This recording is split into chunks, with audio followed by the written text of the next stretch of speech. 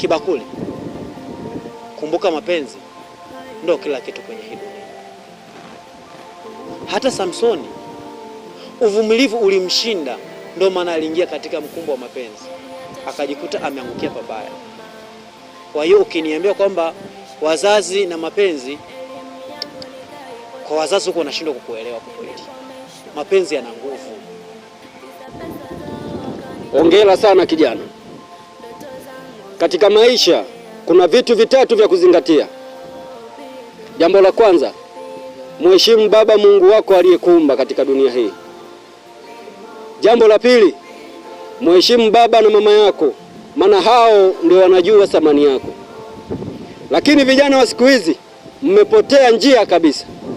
Mmeshindwa kumheshimu Mungu, mmeshindwa kuheshimu wazazi, bali mnaabudu mapenzi kama ndiyo Mungu wenu. Una maana gani? Maana yangu ni hii. Kuna wakati unaweza ukafanya mambo mengi sana, lakini ukamsahau mama yako. Akikuomba hata shilingi 1000 tu, unahisi kama amekutukana. Lakini mtoto wa mwaka 2000 akikuomba shilingi 2000 mpaka 10,015 unatuma, na sio kutuma tu, na unatuma ya kutolea. Vijana wa saizi mmekuwa pumbavu sana. Labda unikuulize kitu kimoja.